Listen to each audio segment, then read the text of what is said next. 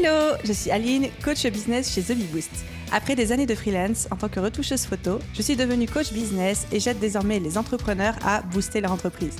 Si vous êtes à la recherche de stratégies, d'astuces, de retours d'expérience, de partage et d'une bonne dose de bonne humeur, vous êtes au bon endroit. Dans ce podcast, seul ou avec mes invités, je vous partage tout pour vous inspirer au quotidien, vous aider à atteindre tous vos objectifs et faire en sorte que vous puissiez développer le business de vos rêves. Alors, installez-vous confortablement et c'est parti pour l'épisode du jour. Hello à tous et bienvenue dans l'épisode 137 du podcast. Et aujourd'hui, on va parler d'investissement et tout particulièrement d'investissement crypto-monnaie et bourse avec mon invité. Alors, je sais qu'on aborde ici un sujet particulièrement controversé, mais qui me semblait quand même nécessaire d'aborder avec vous dans ce podcast et vous allez vite comprendre pourquoi. Donc, quand on s'intéresse à l'entrepreneuriat, quand on commence à lire un petit peu des livres, à regarder des chaînes YouTube, à écouter des podcasts, à consommer du contenu, à se renseigner sur l'entrepreneuriat, très rapidement, le sujet de la gestion financière arrive en ligne de mire et tout particulièrement le côté investissement. Tous les entrepreneurs aujourd'hui, entre guillemets, à succès, investissent pour capitaliser sur leur argent, en générer encore plus. Bref, vous voyez ce que je veux dire. Et effectivement, dans les 3 grands piliers d'investissement qui reviennent le plus dans les contenus qu'on peut consommer en ligne, on retrouve l'immobilier, la bourse et les crypto-monnaies. Et très souvent, en tout cas c'était mon point de vue, mais je pense pour vous connaître un petit peu que c'est le point de vue de beaucoup d'entre vous, très souvent, c'est assimilé, ces trucs d'immobilier, ces trucs de bourse, ces trucs de crypto-monnaie, à des choses de charlatans, à des arnaques et à des systèmes pyramidaux. Et à juste titre, parce que, surtout dans ce secteur-là, il y a énormément d'arnaques, de charlatans, de systèmes pyramidaux. Et j'avais un état d'esprit ultra fermé par rapport à ça. J'avais énormément de préjugés, d'a priori qui me faisaient me dire moi, j'investirai jamais sur ce type d'action, sur ce type de sujet. Je préfère avoir ma petite assurance vie, mon petit PEA, etc. Mais à force de discuter avec des amis entrepreneurs et pas des gens qui sont dans ces eaux-là, des gens qui font juste par exemple du freelancing ou de la prestation de service, mais qui investissent à titre personnel, petit à petit, j'ai revu mon état d'esprit en me disant peut-être que tout n'est pas noir, peut-être que la vérité est un petit peu plus équilibrée que ça. Et j'ai commencé à investir à titre personnel dans la bourse et dans la crypto. Mais, j'ai rencontré une tonne de blocages d'un point de vue mindset, d'un point de vue technique, d'un point de vue stratégique. Et quand je dis une tonne, c'est vraiment une tonne. À côté de commencer à investir en crypto-monnaie, lancer The Bee Boost, c'était du gâteau. C'était du gâteau et j'ai vraiment eu du mal. Franchement, il y a un truc qui m'a fait galérer dans ma vie, c'est ça. Et dans l'épisode d'aujourd'hui, j'avais envie de partager ça avec vous et surtout de vulgariser le concept d'investissement bourse et d'investissement crypto parce qu'on va se concentrer là-dessus avec vous et c'est l'objectif de cet épisode. Pas de vous donner forcément des stratégies ou de vous dire comment faire, mais juste de vulgariser le concept, que vous compreniez un petit peu plus à quoi ça correspond, que ça vous semble un petit peu moins nébuleux pour que, si ça vous intéresse à titre personnel, vous ayez à la fois la compréhension de ce qui va se passer, mais surtout des pistes de qualité, des pistes sûres pour vous renseigner et commencer votre aventure dans l'investissement. Donc évidemment, vous l'avez bien compris, moi je suis au début de mon voyage dans le milieu incroyable de l'investissement. J'ai encore énormément de blocages et donc je n'allais pas faire cet épisode toute seule. Et c'est pour ça que j'ai fait appel aujourd'hui en tant qu'invité à Nathan de My Seed Advisor. Nathan, je l'ai rencontré parce qu'en fait, on est dans le même mastermind. Il est spécialisé dans l'investissement, dans la bourse, dans la crypto, même s'il fait aussi de l'immobilier, plein d'autres choses. Et surtout, je suis sa cliente. C'est-à-dire que quand j'ai décidé d'investir, je ne voulais pas me lancer seule, je ne voulais pas non plus perdre du temps et des heures à consommer toutes les chaînes YouTube pour comprendre comment ça fonctionnait. Je voulais aller à l'efficacité droit au but. Et donc, j'ai pris un accompagnement auprès de la société de Nathan qui s'appelle My Seed Advisor pour apprendre à investir en bourse, en crypto. Et je me suis dit, quitte à être cliente chez eux, autant vous faire bénéficier également de son expertise et l'inviter sur le podcast. Et avant de l'accueillir et avant d'entamer le vif du sujet, comme on va parler d'argent, comme on va parler d'investissement, je me dois de faire un petit disclaimer. Et s'il vous plaît, écoutez bien ce qui va suivre, c'est important. Vous le savez, l'investissement est accompagné d'un niveau élevé de risque et ne convient pas à tous les investisseurs. Tout investissement comporte un risque et vous ne devez pas, s'il vous plaît, vous ne devez pas investir d'argent que vous ne pouvez pas vous permettre de perdre. Ça, c'est la règle numéro 1. On n'investit que ce qu'on est prêt à perdre. Ce podcast ici a pour but vraiment de vulgariser les concepts et ne contient aucune proposition d'investissement ni de conseil financier. Et je vous invite plus à faire preuve de discernement sur ce que vous allez entendre et en quoi cela s'applique ou non à votre propre situation financière. J'ai vraiment une volonté, comme vous l'avez compris, de vulgariser et à aucun moment, ce qu'on va dire avec Nathan, parce qu'on va citer des exemples très concrets, vous devez prendre ça comme des opportunités d'investissement ou pas, c'est vraiment à la jugeote de chacun. Ceci étant dit, ceci étant fait, je vais tout de suite vous laisser écouter mon échange avec Nathan en espérant que ça vous plaise autant que moi, ça m'a plu. Bonne écoute! Hello Nathan! Alors je vais te dire la même chose que je dis à chaque fois que je reçois un invité sur ce podcast et je le pense vraiment à chaque fois. Je suis ravie de t'accueillir. Comment vas-tu? Ma chère Aline, plaisir partagé. Je vais très bien. Je suis ravi de pouvoir partager ce moment avec toi et puis de parler un peu de ces sujets à ton audience. Voilà. Sujet touchy, sujet hautement diabolisé d'abord par moi. Et puis aussi un petit peu par mon audience, je pense. Donc, je compte sur toi aujourd'hui pour être un énorme pédagogue, pour être grand pédagogue avec nous tous, à bien expliquer les choses. J'ai envie de commencer par ta petite présentation et surtout via le biais de mon expérience parce que, on va le dire les choses telles qu'elles sont tout de suite, je suis cliente chez toi. Et je ne pense pas être la cliente de rêve, parce que je suis un peu la cliente relou qui prend 1000 ans pour faire les choses parce qu'elle a peur, parce qu'elle n'ose pas, etc. Donc, je pense que je vais peut-être me faire, j'espère en tout cas, l'avatar de mon audience et te challenger sur plein de questions. Mais merci en tout cas de jouer le jeu, de démocratiser et dédramatiser tout ça. Eh bien, avec grand plaisir. Écoute, je serai là pour ça. Il n'y a aucune question taboue avec moi, tu le sais. Donc, tu peux me poser toutes les questions et avec joie, si tu veux que je me présente aussi un petit peu. Ouais, bah justement, j'avais pris pour habitude de présenter moi mes invités sur l'épisode de podcast parce que je me disais que c'était plus sympa pour eux. Et puis ça reste un moment où je vous passe un petit peu la crème, la pommade, donc c'est rigolo. Mais alors toi, du coup, j'ai eu beaucoup de mal parce que même si on se connaît personnellement parce qu'on fréquente les mêmes cercles, en matière de en ligne, il n'y a pas grand-chose. Il n'y a pas de grande information sur toi, à part 3 choses que j'ai relevées. C'est 1, tu es professionnel de la finance. 2, tu es expert en investissement et spécialisé en bourse et en crypto-monnaie. Et 3, avant, tu étais dans des banques privées suisses en tant que gestionnaire de fortune. C'est les seules informations sur toi qui sont en ligne. Autant dire que c'est rassurant, mais c'est pas assez. Est-ce que tu peux nous en dire un petit peu plus sur ton parcours et qui tu es ? Ouais, bah écoute, c'est déjà pas mal. Alors effectivement, tu as bien résumé la chose. Donc, tu veux, bon, je suis issu d'un parcours assez classique. J'ai fait du droit, j'ai fait de l'économie et j'ai tout de suite travaillé en finance, si tu veux, même si au départ, je me destinais à être avocat. Le contexte a fait que j'ai changé de voie pour me spécialiser vraiment en finance. C'est ce qui me plaisait plus. J'étais toujours très attiré par les investissements rentables, donc j'ai touché un petit peu à tout. Et l'expérience professionnelle, si tu veux, m'a porté dans diverses institutions. J'ai travaillé chez Indosuez, travaillé chez Deloitte dans les Big Four, et puis j'ai travaillé chez Barclays où j'ai occupé mes fonctions les plus importantes. Et voilà, et c'est chez Barclays, si tu veux, que j'avais la gestion d'un gros portefeuille de plusieurs milliards de dollars sous gestion. Et voilà, mon objectif, c'était d'accompagner mes clients de banques privées. Donc, pour te mettre les choses un petit peu en contexte, les gens qui ouvrent des comptes en banque privée, en général, c'est des gens qui ont, à minima, si tu veux, 5-10 millions à poser sur le compte en banque pour pouvoir ouvrir. En tout cas, selon les critères de la banque privée en Suisse. Voilà, le critère, il se fait un petit peu comme ça. Voilà, ça, c'est pour le parcours pro. Et alors, du coup, aujourd'hui, tu as encore un petit peu cette casquette-là, mais surtout, tu as ouvert la société dont je suis cliente, MySeed Advisor, qui conseille les personnes particuliers, entrepreneurs, à titre individuel pour de l'investissement en crypto et en bourse. Et là, les gens ne te voient pas, mais tu es en train de me faire des gros yeux. C'est exactement ça. Comment t'en es arrivé à là ? Comment est-ce qu'on passe de gérer des portefeuilles de plusieurs milliards en banque privée auprès de, on va dire, de personnes extrêmement riches à conseiller des entrepreneurs qui peuvent placer 500 € par mois sur la crypto ou même parfois moins ? Écoute, si tu veux, ça partait d'une volonté de se dire pourquoi est-ce que, en tout cas, on réserve certains produits uniquement aux très très riches. Et mon but, si tu veux, c'était d'apporter auprès de gens, si tu veux, qui n'ont pas des patrimoines à 7 chiffres, d'apporter à ces gens-là, si tu veux, des produits qu'on peut avoir en banque privée. Et là, ça va être, si tu veux, tout ce qui va être action sur le marché américain.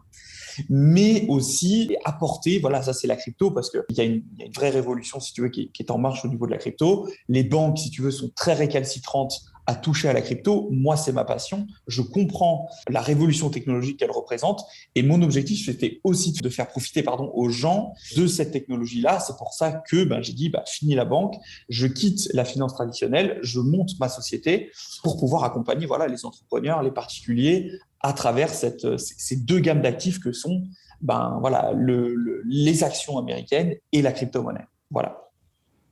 C'est hyper rassurant de t'entendre expliquer les choses comme ça. Et j'ai envie tout de suite de mettre les pieds dans le plat, d'adresser, comme ils disent nos chers amis anglo-saxons, l'éléphant dans la pièce. La crypto, ça fait peur. La crypto, c'est quelque chose qui aujourd'hui est un petit peu, en tout cas de mon point de vue, diabolisé parce qu'on ne comprend pas ce que c'est. On a cette image que ça repose sur de la spéculation. Enfin, évidemment, tu sais que je suis en train de changer mon état d'esprit là-dessus, mais je te dis comment j'étais il y a quelques semaines. Qu'est-ce que tu pourrais dire et comment est-ce que tu pourrais vulgariser ça, expliquer c'est quoi la crypto et c'est quoi la place de la crypto dans la société et l'économie aujourd'hui, en quelques mots pour les gens qui nous écoutent. Gros challenge. Tout à fait. Alors, on ne va pas forcément parler de crypto, on va avant tout parler de blockchain. Les cryptos sont des ramifications de cette technologie, d'accord ? Sont des jetons, une monnaie d'échange qui fonctionne sur cette technologie. Donc, on doit d'abord se dire qu'est-ce que c'est que la blockchain ? Bon, de manière très simple, c'est du code informatique. Mais c'est du code informatique qui est organisé de telle manière à ce que on crée un grand registre, comme un grand livre, où toutes les transactions qu'on fait, d'accord, sont inscrites dans ce registre qui est infalsifiable, de manière à ce qu'on puisse savoir exactement qui a payé quoi, qui a envoyé quoi, quand, quel jour, combien, etc.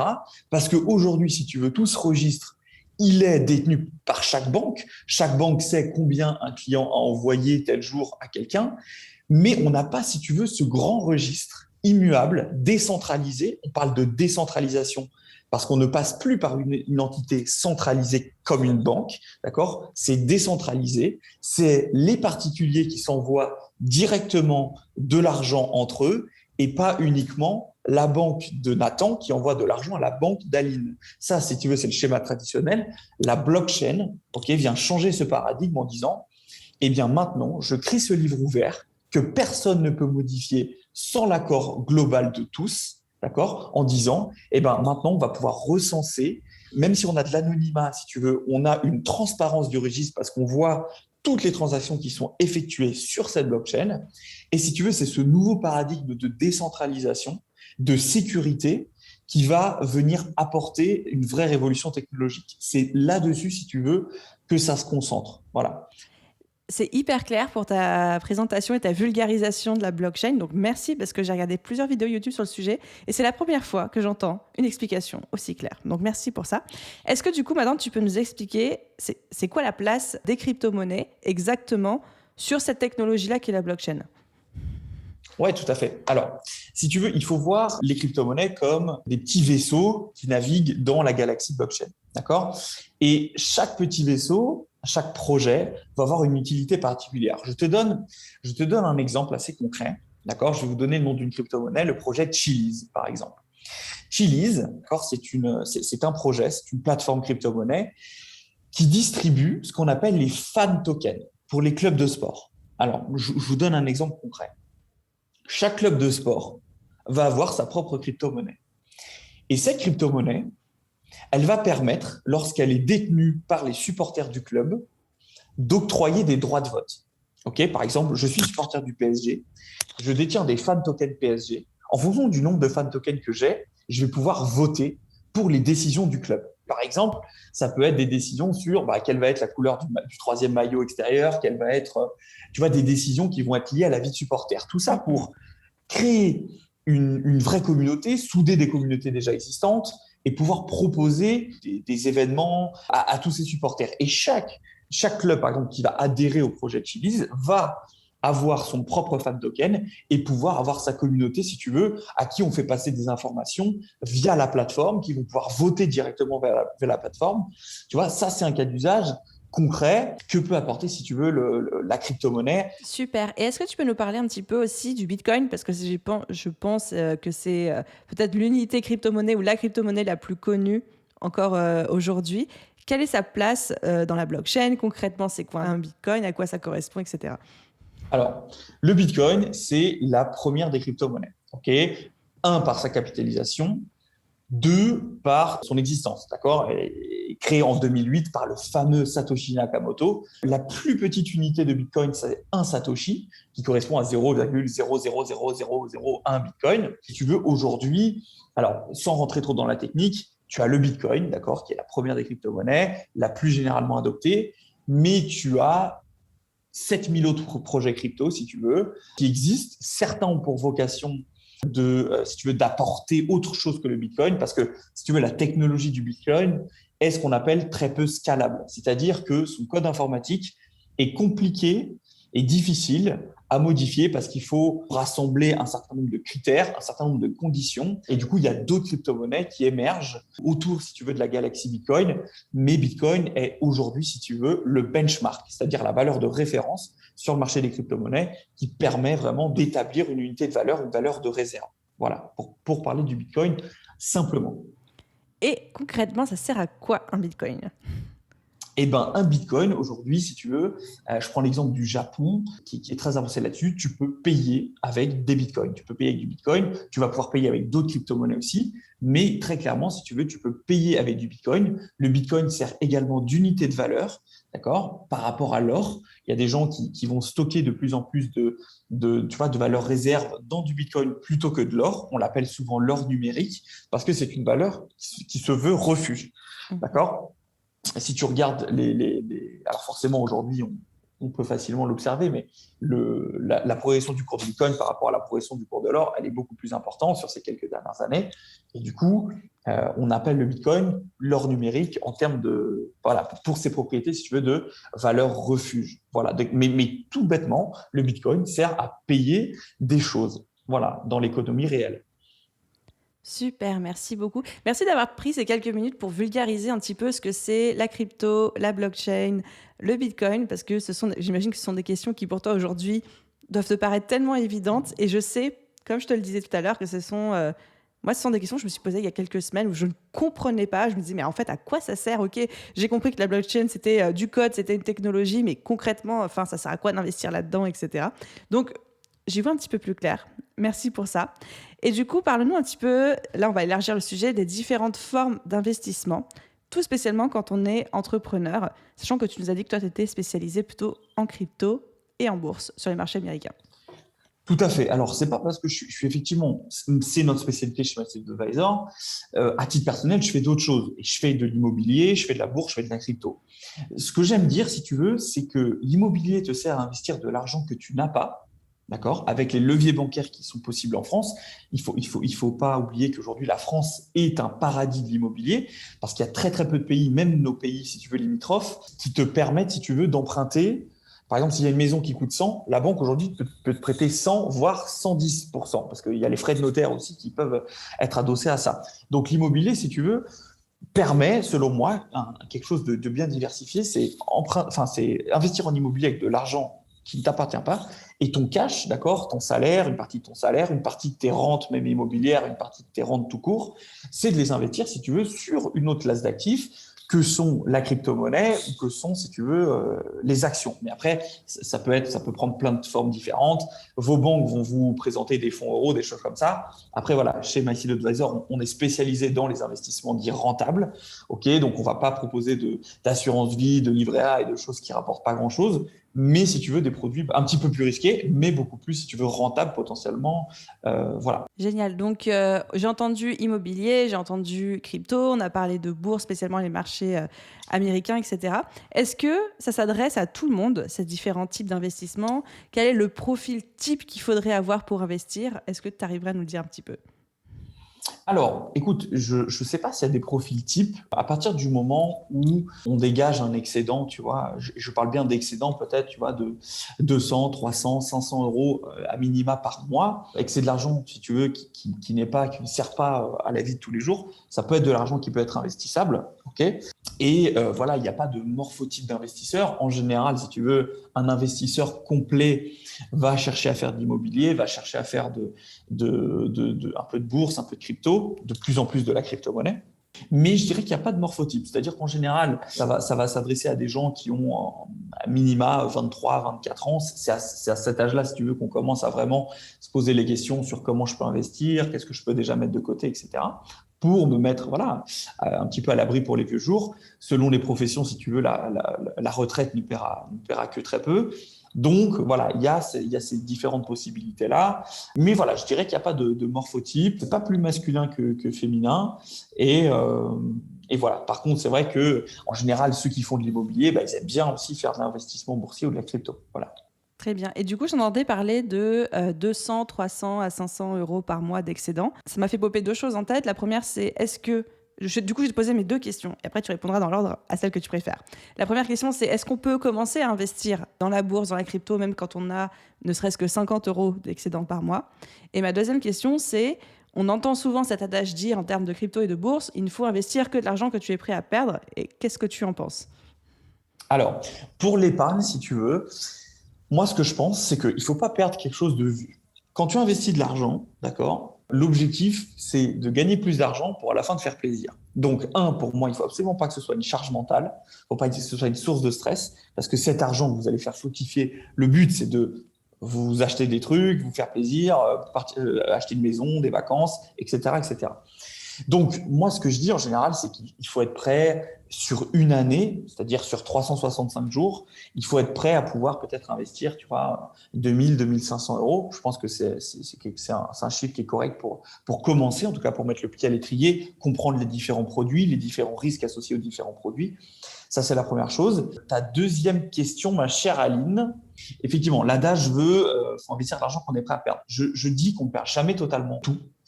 Par contre, c'est de l'argent, si tu veux, avec lequel tu es prêt à subir de fortes fluctuations, à la hausse ou à la baisse. C'est-à-dire que, effectivement, sur quelques semaines, quelques mois, tu peux, selon les risques que tu as pris, voir cet argent fluctuer à la baisse de moins 50%, tu le vois fondre de moitié. Après, tant que c'est pas vendu, c'est pas perdu. Mais au moins, si tu veux, tu peux, et selon la classe d'actifs, si tu vas t'intéresser à la bourse ou à la crypto, ces fluctuations vont être beaucoup plus fortes, voilà, selon le marché, selon la classe d'actifs en question. Donc ça, il faut être effectivement un petit peu préparé à ça. Après, lorsque tu fais les choses bien et comme il faut, l'objectif, c'est que ça se passe bien et que ça te rapporte des sous sur le long terme. Voilà. Et j'ai une dernière question de vulgarisation où je vais volontairement te challenger. C'est un Bien sûr. milieu, la bourse, la crypto, l'investissement de manière générale, où il y a énormément de monde, mais surtout énormément d'arnaques. Mais vraiment Ouais. beaucoup, beaucoup, beaucoup. On entend des histoires terribles un petit peu tous les jours. Ce qui fait que je pense que beaucoup de gens ont très peur, ne savent pas dans quoi ils se lancent, ne savent même pas par où commencer, n'ont pas envie de tomber dans des arnaques, des systèmes pyramidaux, etc. J'ai fait partie de ces gens-là pendant très longtemps avant de devenir cliente chez toi. Et même encore aujourd'hui, je suis pas sûre. Non, je rigole, tu sais. Qu'est-ce que tu pourrais dire aux gens qui nous écoutent par rapport à ça? Comment est-ce qu'on choisit? Comment est-ce qu'on se renseigne? Qui est-ce qu'on prend pour nous accompagner? Est-ce qu'on a besoin d'être accompagné? Enfin, il y a un peu toutes ces questions-là. Alors, tout dépend. Si tu veux, aujourd'hui, alors le risque, si tu veux, côté bourse, il est un petit peu atténué. Je t'explique pourquoi. En général, en bourse, tu vas investir sur des sociétés qui sont cotées. D'accord? Ça veut dire des sociétés auditées par tous les organismes de sécurité américaines, la SEC, etc., Security Exchange Commission aux États-Unis. Donc, côté bourse, si tu veux, à partir du moment où tu achètes une action, ton seul risque, c'est que la société se casse la figure, mais pour des raisons économiques, ok? Pas des raisons d'arnaque ou autre. Voilà, ça c'est pour la bourse. Ensuite, pour la crypto, bien évidemment, si tu veux, et encore, ça va mieux avec le temps qui passe, mais comme c'est un univers décentralisé, n'importe qui peut proposer sa crypto à vendre ou acheter. Et le risque, si tu veux, le premier risque que tu vas avoir en crypto-monnaie, c'est qu'on te fasse acheter une crypto qui n'a strictement aucun fondamental derrière, d'accord, sur laquelle potentiellement tu as quelqu'un qui détient, je te donne un exemple, quelqu'un qui détient 50% du volume de la crypto-monnaie en circulation. D'accord? Par exemple, je reprends l'exemple Chiliz, c'est un exemple. Imaginons qu'il y ait 100 jetons de Chiliz. S'il y a quelqu'un, par exemple, qui en détient 50%, d'accord? Donc 50. Si ce gars se débrouille pour faire venir beaucoup d'argent, faire investir les gens, si tu veux, dans son projet, ok? Que les gens achètent et que lui, à un moment donné, il décide de vendre. Si tout d'un coup, il vend 50% de tous les jetons en circulation, le cours de la crypto-monnaie va fortement chuter. Et en faisant chuter, ça va faire perdre de l'argent à tout le monde. Lui aura gagné beaucoup d'argent, d'accord? Mais tous les investisseurs en auront perdu, d'accord? Donc, effectivement, en crypto-monnaie, il faut être très attentif. La meilleure chose, en tout cas pour investir dans la globalité, c'est potentiellement de se faire accompagner, sauf si tu as déjà beaucoup de connaissances, etc. Après, ça peut être aussi une solution d'économiser énormément de temps, parce que faire des recherches sur des projets, que ce soit en bourse ou en crypto, ça prend énormément de temps. Donc, l'objectif, si tu veux, c'est que tu trouves un référent ou une référence qui peut te donner, si tu veux, ses sources et le résultat de ce travail en te disant, bah voilà, ce projet est intéressant pour telle raison, ce projet est intéressant pour telle raison. Voilà. Et donc, quand tu parles de trouver une référence, une source, ça peut être, je dis n'importe quoi, mais un YouTuber qui a fait ses preuves, qui a pignon sur le marché. Ça peut être un consultant comme toi, tu le fais avec MySeed Advisor, etc. Tout à fait, tout à fait. Les sources, si tu veux, sont pléthores.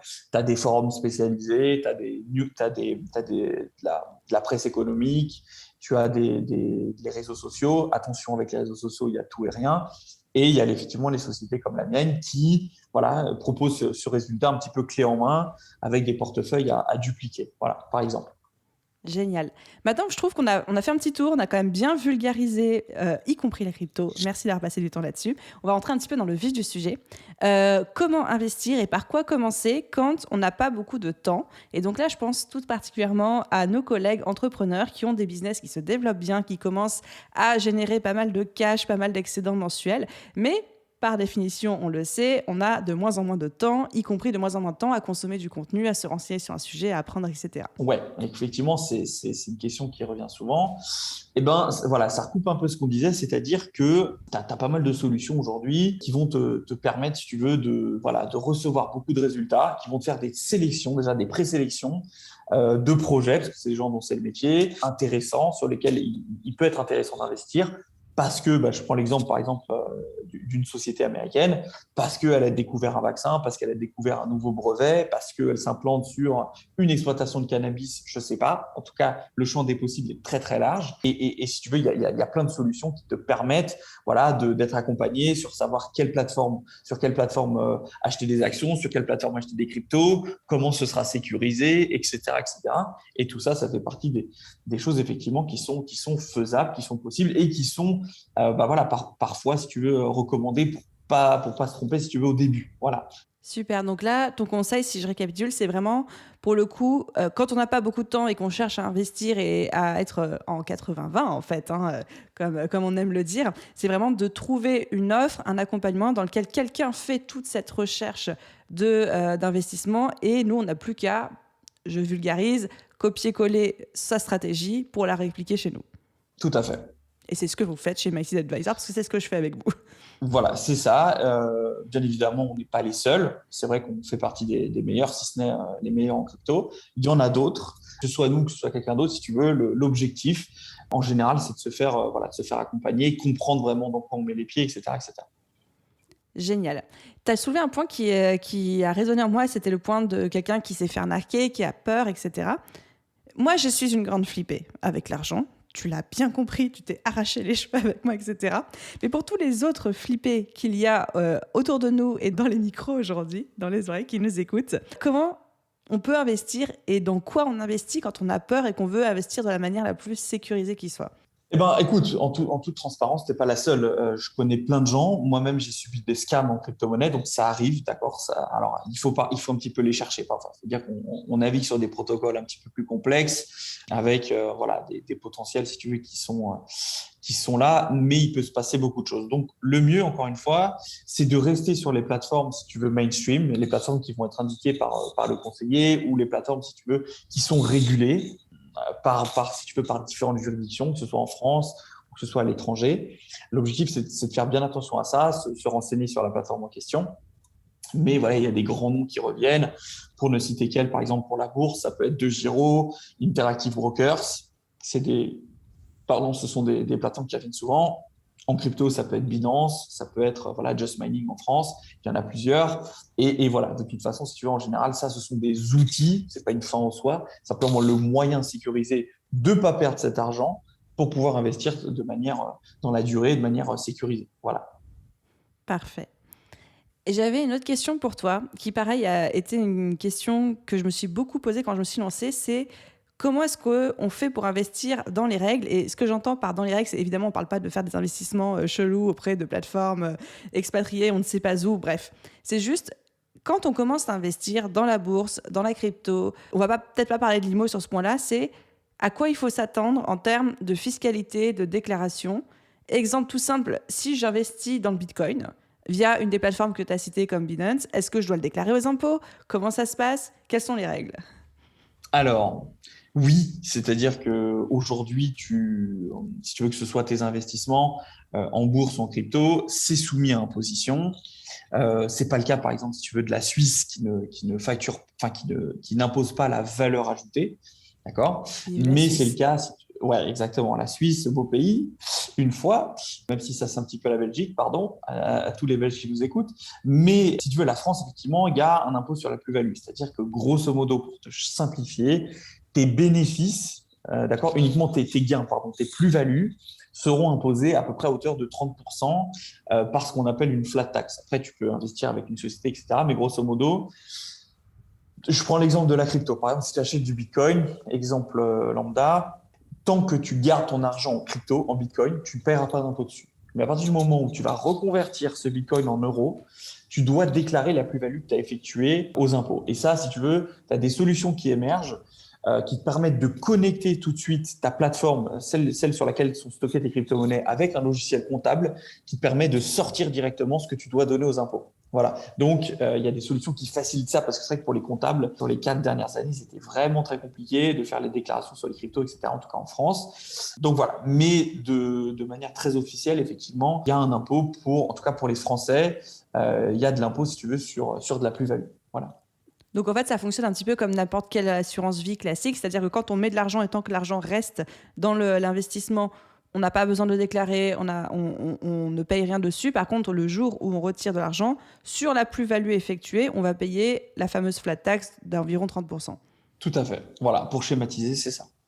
C'est extrêmement clair. Ok, et du coup, j'ai une autre question à te poser. Est-ce que, en tant que chef d'entreprise, on a le droit d'investir l'argent, la trésorerie de notre entreprise, ou est-ce qu'il vaut mieux investir uniquement l'argent personnel? Alors, c'est une très bonne question qu'on pose souvent. Ça peut être les deux, d'accord? C'est-à-dire que tu peux investir la trésorerie de ta boîte, tu peux investir ton argent personnel. Par exemple, si tu es salarié de ta boîte, tu vas pouvoir investir une partie de ton salaire, mais il va te rester un excédent de trésorerie que tu peux également investir diversifié pour la société.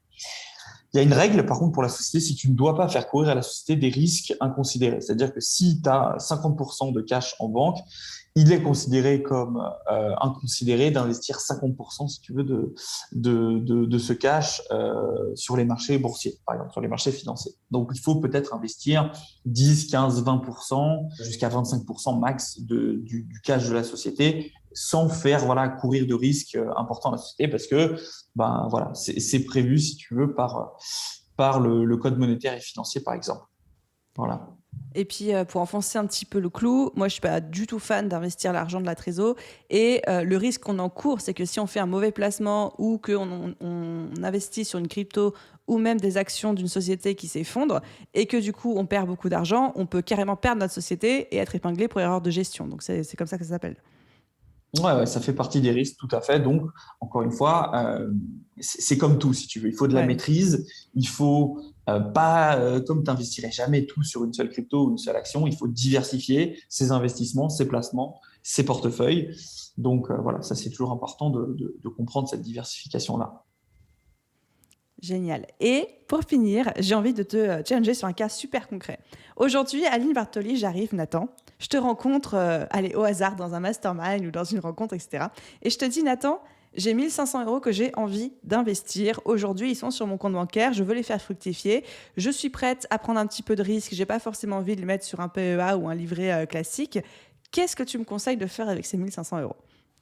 Eh ben, je te ferai comme je fais, si tu veux, avec mes clients au sein de My Seed Advisor, c'est-à-dire que je vais les aider à se construire quelque chose de diversifié. Okay, je vais tout d'abord chercher à comprendre quelle appétence tu as par rapport au risque. Est-ce que tu vas être quelqu'un prêt à prendre peu de risques, prêt à prendre beaucoup de risques? Et en fonction de ça, moi, je vais te dire, écoute, si tu prends un risque élevé, si tu mises sur du risque élevé, effectivement, potentiellement, tu peux aller chercher beaucoup de performance. mais tu as un risque, si tu veux, qui est très présent. Et ce risque va changer en fonction de si tu as un risque faible, standard ou élevé. Voilà. Donc, le but, au départ, c'est de définir ton risque. Et ensuite, si tu veux, en fonction de ton risque, ça va être d'aller choisir des produits qui te correspondent. À titre personnel, c'est vrai que voilà, la crypto-monnaie étant notre spécialité, quelqu'un qui a 1 500 € à investir et qui a un profil standard, il va peut-être investir 50% en bourse, 50% en crypto. Et si je détaille, donc en général, quand on investit en bourse, si tu veux, tu investis à peu près grosso modo le même montant sur chaque action. Ok, en général, tu crées un portefeuille d'entre 20 et 30 lignes sur plein d'actions différentes pour, si tu veux, encore une fois, éclater ton risque dans différents domaines. Il y a des actions qui vont être dans les nouvelles technologies, des domaines qui vont être dans la biotech, etc., etc. Donc, diversifier ce risque-là. Pour la partie crypto, le pourcentage alloué à chaque crypto-monnaie n'est pas le même. D'accord? Ça veut dire que quelqu'un qui a un risque standard, il va peut-être acheter de l'Ether à 30%, du Bitcoin à 20%, et le reste de son portefeuille va peut-être être diversifié sur une sélection, et c'est là, si tu veux, qu'on a notre grosse valeur ajoutée, sur une sélection de crypto-pépites, c'est-à-dire des crypto-monnaies qui ont un fort potentiel, qui ont le potentiel d'aller chercher des gros multiples. Et c'est là-dessus, si tu veux, que la personne va faire sa performance. Le risque peut et doit, si tu veux, être modulé en fonction du profil de la personne, selon si voilà, il a une faible appétence au risque ou une forte appétence au risque. Et on va jouer avec ses allocations en fonction du risque de la personne. C'est-à-dire que quelqu'un, encore une fois, qui est prêt à prendre du risque, il investira peut-être plus en crypto-monnaie qu'en bourse. Et même au sein de ses investissements crypto-monnaie, il ira chercher un pourcentage d'allocation plus important sur des petites crypto-pépites émergentes. Voilà. Parfait. C'est très clair le fait de déjà, j'aime cette approche de dire déjà quelle part de risque tu es prêt à prendre et en fonction de ça, diviser entre placement boursier et les cryptos et ensuite même au sein même de chaque stratégie, choisir ce qu'on veut faire. Et mettre tout en Bitcoin, c'est possible? Enfin, c'est jouable, c'est un bon plan. Qu'est-ce que tu en penses? C'est jouable, ça se fait. Il y a certaines personnes, si tu veux, qui disent mais combien vaut ton Bitcoin? Et lui répond souvent en disant mais tes euros, ils valent combien de Bitcoin? Tu vois, ce paradigme est en train de changer parce qu'effectivement, aujourd'hui, ce sont les fiat, c'est-à-dire les monnaies comme le dollar et l'euro, qui sont les monnaies de référence. Mais plus le temps passe, plus, si tu veux, le Bitcoin s'installe aussi comme valeur refuge, comme monnaie de référence.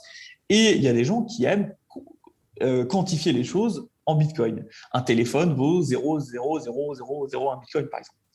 Ou on parle de Satoshi, qui est la plus petite unité de valeur du Bitcoin, comme je te le disais au début de notre super podcast. Donc voilà, tout ça pour dire que mettre tout en Bitcoin aujourd'hui, si c'est toute l'épargne, je trouve que c'est un peu risqué. Il faudrait au moins diversifier ça sur un portefeuille, au moins sur différentes crypto-monnaies, et pas tout mettre forcément en crypto. Il faut savoir, voilà, peut-être garder un petit apport pour de l'IMO, même si l'objectif en IMO, c'est d'investir sans apport, ou garder un peu sur une autre classe d'actifs. Donc moi, je ne suis pas partisan du all-in sur une seule valeur. Très clair. J'ai une dernière question pour toi. Pour les personnes qui souhaiteraient se former et s'informer sur le sujet, est-ce que tu peux nous parler déjà des ressources gratuites? Si tu as des ressources gratuites ou des bouquins pas chers qui pour toi sont des références et qui sont une belle manière, oui, tu fais les gros yeux, je pense pas que les bouquins sont les crypto, mais bref, une bonne manière de se former et de s'informer pour pas cher, ou voire même gratuitement. Et aussi nous parler, toi, de tes accompagnements et de ce que vous faites avec Massive Advisor pour ceux qui auraient les moyens d'accéder à ce genre de service. Tout à fait. Alors, en termes de contenu, ce qu'il faut savoir sur la crypto aujourd'hui, il y a les articles de Cryptost que j'aime beaucoup, okay, qui sont très très bien ficelés, qui t'expliquent, si tu veux, de manière simple, qu'est-ce que c'est que le Bitcoin, qu'est-ce que c'est que la blockchain. Voilà, donc Cryptost, c'est l'un des premiers, c'est l'un des top médias français. Voilà, ça c'est pour débuter, c'est pas mal. L'une des choses, si tu veux, qu'on relève en crypto-monnaie, c'est que la grosse source des contenus éducatifs, c'est de moins en moins le cas, bien sûr, mais la grosse source des contenus éducatifs est en anglais. D'accord? Parce que tout est né en anglais, le manifeste du Bitcoin est en anglais, etc., etc. Donc, ça, c'est un petit peu le souci, mais on a tous ces médias français qui démocratisent la technologie et qui permettent aux tous accédants, si tu veux, de comprendre un petit peu de quoi on parle. Donc, moi, je conseille ça. Je conseille la chaîne YouTube de Asher, si tu veux, qui est très sympa. Asher qui a été l'un des premiers à parler des cryptos en France. Et donc, voilà. Si tu veux, pour commencer, je trouve que c'est déjà un bon début. Super, on mettra tous les liens en description. Et du coup, du côté de Massive Advisor, pour les gens qui t'auraient tellement kiffé dans ce podcast, qui te disent « Ouais, moi, je veux bosser avec Nathan pour investir », Eh ben, écoute, avec joie. Donc, si tu veux, nous, chez MySuite Advisor, voilà, les gens peuvent nous contacter via le site internet. Ce qu'on offre, si tu veux, c'est une solution clé en main qui permet aux gens de se voir, si tu veux, de pouvoir répliquer des portefeuilles que nous, on aurait construits, que ce soit sur le marché boursier ou que ce soit sur les crypto-monnaies, avec un accompagnement pour faire ce premier pas, si tu veux, dans la crypto, se construire un portefeuille, etc., comprendre de quoi on parle, parce que si tu veux, investir, c'est bien, mais l'objectif aussi de comprendre. Donc, il y a des vidéos explicatives de formation, des tutoriels pour utiliser les plateformes, etc., etc. Donc, voilà ce qu'on fait, si tu veux. Et bien sûr, c'est un package global avec l'accès à un groupe Telegram privé, des newsletters, des analyses. Voilà. Donc, si ça en intéresse certains, on est disponible pour répondre à toutes les questions que vous auriez. Voilà, et comme on disait en début d'épisode, je suis cliente, moi, sur ce package et je confirme. Le but, c'est de pouvoir répliquer exactement ce que vous faites. Donc, vous mettez à notre disposition des fichiers Excel sur lesquels, enfin Google Sheet, du coup, on s'en fiche, sur lesquels il y a exactement qu'est-ce qu'on doit faire, à quel moment, pourquoi, jusqu'où on achète, jusqu'à combien, quand est-ce qu'il faut racheter, quand est-ce qu'il faut arrêter et tout. Et on se sent complètement pris en main. On n'a plus qu'à s'exécuter avec, évidemment, toute la dimension de comprendre qu'est-ce qui se passe. Et d'où le fait que moi, j'ai mis longtemps à démarrer parce que je voulais faire plein de recherches et je voulais vraiment comprendre dans quoi je m'embarquais. Bon, mais j'espère que maintenant, pour toi, c'est plus clair et que tu as compris qu'effectivement, le risque associé à chaque produit n'est pas le même. On peut faire du très peu risqué comme on peut faire du très risqué. Voilà. C'est extrêmement clair. Nathan, un immense merci d'avoir pris le temps de... C'est beaucoup de vulgarisation qu'on a fait aujourd'hui. Je pense que j'en avais besoin presque encore plus à titre perso que pour les auditeurs. Mais j'espère que ça aura aidé les gens à dédramatiser un petit peu tout ça et à leur donner envie d'investir parce que je pense que c'est une bonne chose à faire. Eh ben, j'espère voilà, vous avoir apporté un petit peu de lumière sur cet univers un petit peu sombre parfois, mais voilà, il ne faut pas en avoir peur. Et encore une fois, n'oubliez pas que tout ça, c'est fait, ça ne doit pas être une charge mentale, c'est fait parce que vous voulez mettre un peu d'argent de côté et rendre voilà, les jours prochains un petit peu meilleurs. Et ça doit être, voilà, ça doit être ça le leitmotiv, la ligne directrice lorsqu'on investit. Voilà. En tout cas, merci à toi aussi, ma chère Aline, de m'avoir invité. J'ai passé un super moment. C'est très agréable. Et voilà, mais de toute façon, on se voit très bientôt. Tout à fait. Merci Nathan. Bye. Bye bye. Et voilà les amis, j'espère que cet épisode de podcast vous a plu et que désormais les sujets de bourse et de crypto vous paraissent beaucoup moins obscurs, beaucoup moins nébuleux et beaucoup plus clairs. Si jamais vous avez envie de commencer à vous renseigner sur le sujet, je ne peux que vous conseiller d'aller suivre Nathan sur les réseaux sociaux, mais aussi de suivre toutes les ressources qu'il a pu vous conseiller. Je mettrai évidemment tous les liens dans la description de cet épisode de podcast. Si l'épisode vous a plu, si le podcast vous plaît, si vous souhaitez l'encourager dans son développement et manifester votre contentement, vous pouvez laisser une note, un commentaire sur votre plateforme d'écoute. Vous pouvez également vous abonner au podcast, ça compte énormément dans son référencement. Et un immense merci à tous ceux qui prendront la peine de le faire. Sachez que je lis toujours tous vos commentaires sur les plateformes. Ça me fait tellement chaud au cœur, mon équipe aussi, on adore vous lire au quotidien, donc merci pour tout. Et à vous tous, je vous souhaite une merveilleuse journée, soirée, après-midi, nuit, où que vous soyez. Et je vous dis à très vite dans un prochain épisode. Bye tout le monde!